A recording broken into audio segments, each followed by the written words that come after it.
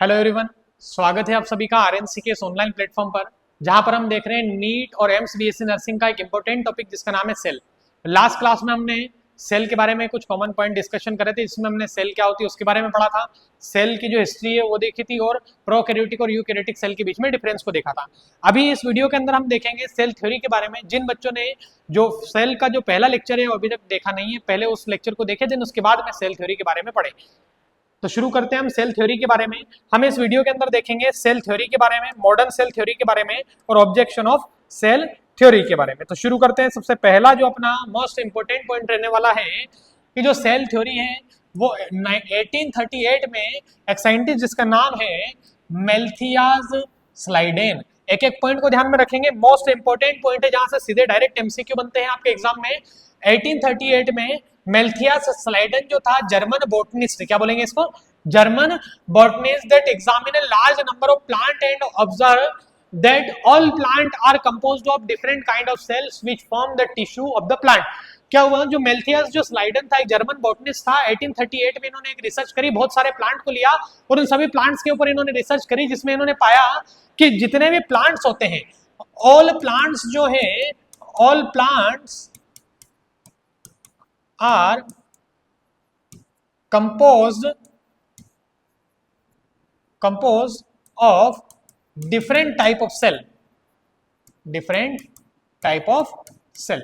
इन्होंने बताया कि जितने भी प्लांट्स जो है वो प्लांट सभी किससे बने हुए हैं, अलग अलग प्रकार की कोशिकाओं से मिलकर के बने हुए, अलग अलग प्रकार के सेल से बने हुए हैं और उस सेल साथ में मिलकर के क्या बनाती है, टिश्यू का फॉर्मेशन करती है और उस टिश्यू से क्या बनते हैं, अलग अलग प्रकार के प्लांट जो है वो बनते हैं। At about the same time एक और साइंटिस्ट था जिसका नाम था थियोडर स्वान। इन 1839 हिज ब्रिटिश जूलॉजिस्ट, ये कौन थे, ब्रिटिश, दोनों को ध्यान में रखना है, ये जर्मन बॉटनिस्ट है और ये है British zoologist. Studied different type of animal cell, इन्होंने अलग अलग प्रकार की एनिमल सेल के ऊपर स्टडी करी। किसके ऊपर स्टडी करी, एनिमल सेल। देखो दोनों पॉइंट ध्यान रखना है, जो मेल्थियाज स्लाइडेन जो था इन्होंने प्लांट सेल के ऊपर रिसर्च करी थी और थियोडर स्लाइडेन जो था, थियोडर स्वान जो था, इन्होंने 1839 में एनिमल सेल के ऊपर डिस्कवरी करी थी। And reported that the cell had a thin outer layer which is today known as plasma membrane। इन्होंने बताया कि सेल के ऊपर एक पतली सी एक मेम्ब्रेन होती है, जिसे आज के समय में हम किस नाम से जानते हैं, प्लाज्मा मेम्ब्रेन के नाम से जानते हैं। किस नाम से जानते हैं इसे हम, प्लाज्मा मेम्ब्रेन के नाम से जानते हैं। He also conclude based on his studies on the plant tissue that the presence of cell wall is a unique character of the plant cell। इन्होंने also किसके बारे में बताया था, प्लांट सेल के सेल वॉल के बारे में भी बताया था। On the basis of Swan proposed the hypothesis that the bodies of the animals and the plant composed of the cell and product of cell। जो स्वान जो था, थियोडर स्वान जो था, इन्होंने एक थ्योरी दी थी जिसके अंतर्गत इन्होंने बताया था कि जितने भी जो एनिमल्स जो है, जितनी भी एनिमल बॉडीज जो है और प्लांट्स जो है, ये सभी किससे बनते हैं, सेल और सेल के प्रोडक्ट से बनते हैं। किससे बनते हैं, सेल और सेल के प्रोडक्ट से बनते हैं। Schleiden and Schwann together formulate the cell theory. फिर उसके बाद में कुछ समय बाद थियोडर स्वान और मेल्थियाज स्लाइडेन जो थे, दोनों मिलकर के एक थ्योरी बनाते हैं जिसे इन्होंने नाम दिया था cell theory. This theory however did not explain as to how new cell are formed. ध्यान रखना कि जो सेल थ्योरी जो थी, जो थियोडर स्वान और मेल्थियाज स्लाइडेन के द्वारा दी गई थी, इस थ्योरी में किसके बारे में नहीं बताया कि न्यू सेल जो है इसका फॉर्मेशन कैसे होता है, न्यू सेल का जो फॉर्मेशन है इसके बारे में इन्होंने नहीं बताया। इस पॉइंट को ध्यान में रखना है कि जो मेल्थियाज स्लाइडेन जो था, थियोडर स्वान जो था, इन्होंने किसके बारे में नहीं बताया, तो न्यू सेल किस तरह से बनती है उसके बारे में इन्होंने नहीं बताया था। देन नेक्स्ट पॉइंट की ओर बढ़ते हैं, अगले पेज पर चलते हैं। नेक्स्ट पेज देखते हैं, जल्दी से स्क्रीनशॉट ले लो इसका। अगला पेज देखते हैं। अगला जो है वो है मॉडर्न सेल थ्योरी। क्या है, मॉडर्न सेल थ्योरी। बात करें इस मॉडर्न सेल थ्योरी के बारे में, अपन बात करें तो ये जो मॉडर्न सेल थ्योरी है इसको अपन अलग अलग नाम दे रहे हैं, जिसमें अपन नाम दे रहे हैं modern cell theory, cell principle, cell doctrine या फिर सेल लिनेज थ्योरी। ये जो थ्योरी है, ये थ्योरी दी थी किसने? ये थ्योरी दी थी रुडोल्फ विर्चॉव ने। किसने दी थी? रुडोल्फ विर्चॉव ने 1855 में। कब दी थी ये थ्योरी? रुडोल्फ विर्चॉव ने 1855 में थ्योरी दी थी। That first explain that cell divided, सबसे पहले इन्होंने first explain that cell divided and new cell are formed सबसे पहले रुडोल्फ विर्चॉव ने 1855 में बताया कि जितनी भी जो पुरानी कोशिकाएं, जितनी भी जो पुराने सेल है, उन्हीं सेल से क्या होता है? नई सेल का निर्माण होता है। जो पुरानी सेल है वो पुरानी सेल डिवाइड होती है और डिवाइड होकर के क्या करती है? नई सेल का निर्माण करती है, एक नई कोशिका का निर्माण करती है। इसके लिए वर्ड दिया था प्री एग्जिस्टिंग सेल जो थी, इस प्री एग्जिस्टिंग सेल के लिए वर्ड दिया था ओमनीसेल्यूला। ओमनीसेल्यूला इज ई सेल्यूला। क्या नाम दिया था? ओमनीसेल्यूला इज ई सेल्यूला। बढ़े आगे।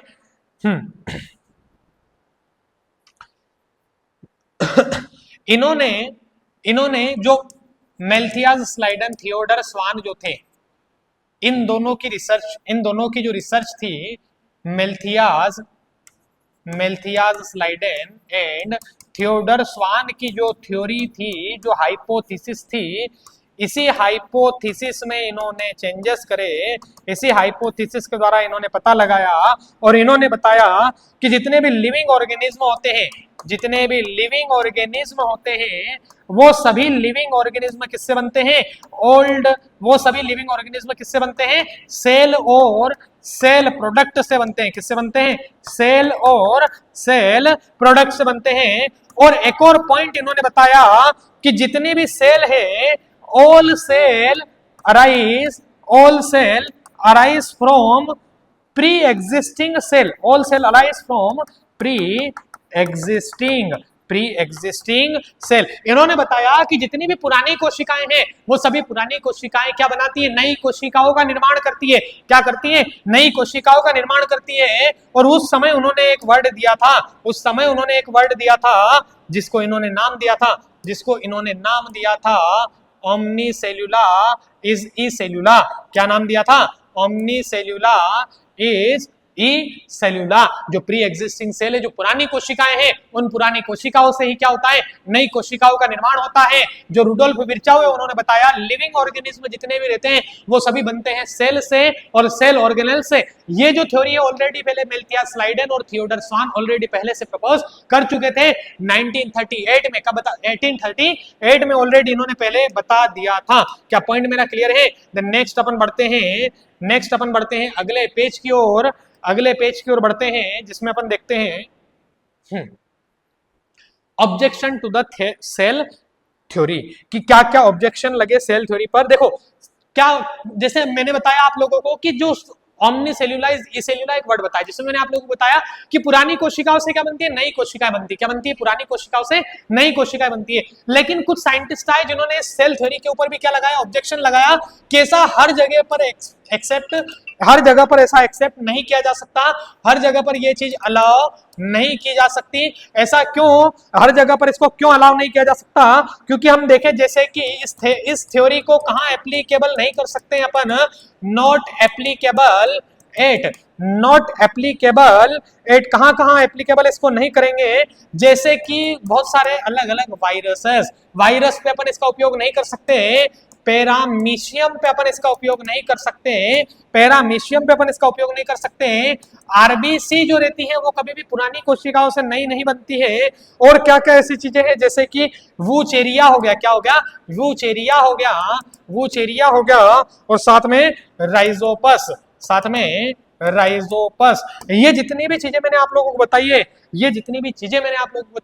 ये सभी क्या है? ये सभी ओमनीसेल्यूला और ई सेल्यूला का जो लॉ है उसके अगेंस्ट है। ये उसमें काम नहीं करती है। जितनी भी पुरानी कोशिकाएं, उन पुरानी कोशिकाओं से नई कोशिकाएं नहीं बनती है। ये कोशिकाएं जो ये डायरेक्ट बनती है, नई कोशिकाएं अलग से बनती है। पुरानी कोशिकाओं से नई कोशिकाओं का निर्माण इनमें नहीं होता है। ऐसा क्यों होता है? क्योंकि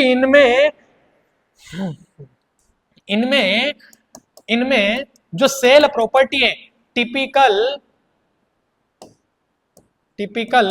cell properties, typical cell properties are absent. जो एक सेल की जो प्रॉपर प्रॉपर्टीज होनी चाहिए वो इसके अंदर नहीं है। पॉइंट को ध्यान रखें। क्या क्या चीजें मैंने बताई है कि कहां कहां पर हम सेल थ्योरी को एप्लीकेबल नहीं करेंगे, जैसे कि वायरस हो गए, पैरामीशियम हो गया, आरबीसी हो गया, व्यूचेरिया हो गया, राइजोपस हो गए, इन सभी जगहों पर अपन सेल थ्योरी को उपयोग में नहीं ले सकते, क्योंकि इनमें पुरानी कोशिकाओं से नई कोशिकाओं का निर्माण नहीं होता है। क्या पॉइंट मेरा क्लियर है? मैंने आप लोगों को बताया सेल थ्योरी के बारे में। सेल थ्योरी में अपन एक बार फिर से देखते हैं क्या क्या चीजें मैंने आप लोगों को बताई है कि सेल थ्योरी क्या होती है। मेल्थियस स्लाइडन और जो जर्मन बॉटनिस्ट थे इन्होंने दी थी 1838 में, और एक और साथ में साइंटिस्ट थे थियोडर स्वान जो आए थे 1839 में। इन दोनों ने एक थ्योरी बनाई जिसको इन्होंने नाम दिया था सेल थ्योरी। पर इन्होंने क्या चीज नहीं बताई थी, ओमनी सेल्यूलाइज ई सेल्यूला के बारे में नहीं बताया था, जिसके लिए एक और नए साइंटिस्ट आए जिनका नाम था रुडोल्फ विर्चाओ, जो 1855 में आए, जिन्होंने सबसे पहले बताया कि पुरानी कोशिकाओं से किसका निर्माण होता है, पुरानी कोशिकाओं से नई कोशिकाओं का निर्माण होता है। देन नेक्स्ट उसके बाद में अपन ने देखा ऑब्जेक्शन ऑफ सेल थ्योरी के बारे में, जिसमें बताया कि कहां कहां पर हम सेल थ्योरी का उपयोग नहीं कर सकते, जैसे कि वायरस हो गए, पैरामीशियम हो गए, आरबीसी हो गई, वुचेरिया हो गया और राइजोपस हो गया, क्योंकि इनमें जो सेल की जो एक्चुअल प्रॉपर्टी होना चाहिए वो एक्चुअल सेल की प्रॉपर्टीज इनके अंदर नहीं होती है, इसलिए पुरानी कोशिकाओं से नई कोशिकाएं भी नहीं बनती है। आई होप आप लोगों को सारी चीजें अच्छे से समझ में आई होगी। सेल थ्योरी के बारे में आप लोगों को समझ में आया होगा। वीडियो पसंद आए तो वीडियो को लाइक करें और चैनल को सब्सक्राइब करें। और अगर आप लोगों को नोट्स की पीडीएफ चाहिए तो नोट्स की पीडीएफ के लिए आप चैनल को सब्सक्राइब करके इस नंबर पर हमें मैसेज कर सकते हैं, जहां पर आप लोगों को जो नोट्स की कंप्लीट पीडीएफ है वो कंप्लीट पीडीएफ आप लोगों को नोट्स की मिल जाएगी। इस नंबर पर आप हमें कॉल या मैसेज करके पीडीएफ लिख करके भेज दीजिए, मैसेज व्हाट्सएप पे मैसेज करिए, पीडीएफ लिख करके भेज दीजिए, आपको वहां पर इस टॉपिक की कंप्लीट पीडीएफ जो है मिल जाएगी। Thank you.